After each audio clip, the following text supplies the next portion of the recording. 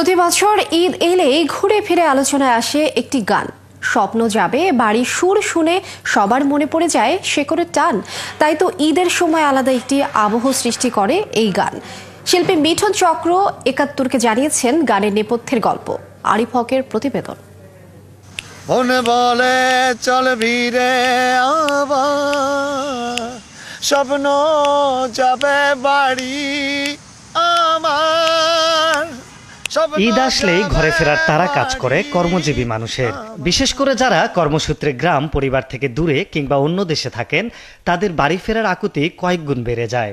পরিবারের সাথে ঈদ উদযাপন করাটা যেন স্বপ্নের মতন।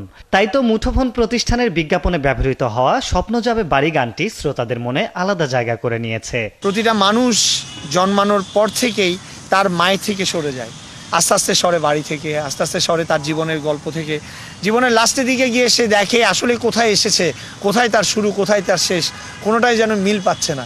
স্বপ্ন যাবে বাড়ি ওটারই একটা গল্প বলে যে দাঁড়িতে তো আবার ফিরতে হবে, ফিরতে পারবো কি না এটা ডিসাইড করে প্রকৃতি আর নিয়তি।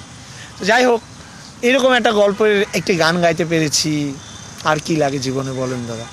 তবে হ্যাঁ, এই গানটির সুর আমার নয়, এই গানটি সুর করেছেন হাবিব ওয়াহিদ, আর গানটি লিখেছেন রাসেল মাহমুদ। গানটির শিল্পী জানান, গাওয়ার কথা না থাকলেও ঘটনাক্রমে পরবর্তীতে এই গানটি গেয়েছেন তিনি। গানটিকে তুলনা করলেন ঈদের সেমাইয়ের মতো অনুষঙ্গ হিসেবে।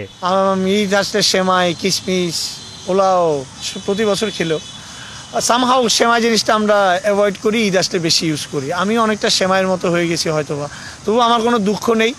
অ্যাটলিস্ট আমাকে বছরে একবার হলে তো মানুষ ভালোবাসে।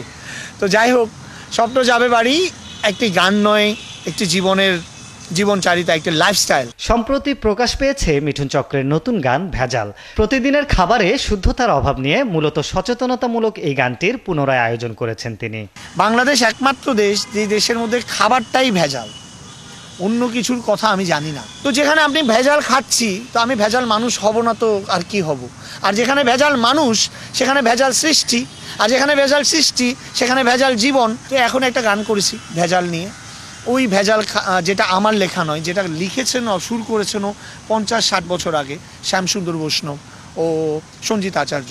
ঈদে ভেজাল মুক্ত হয়ে সবার স্বপ্ন যাক বাড়িতে, এমনটাই প্রত্যাশা জানালেন এই শিল্পী। আইও বেজাল, আইও বেজাল, তুইও বেজাল, বেজাল সারা কিছু নাই। হাল জমানার মানুষে বেজাল বেজাল জিনিস খায়। আরিফ হক, ৭১, ঢাকা। বেজাল বেজাল জিনিস।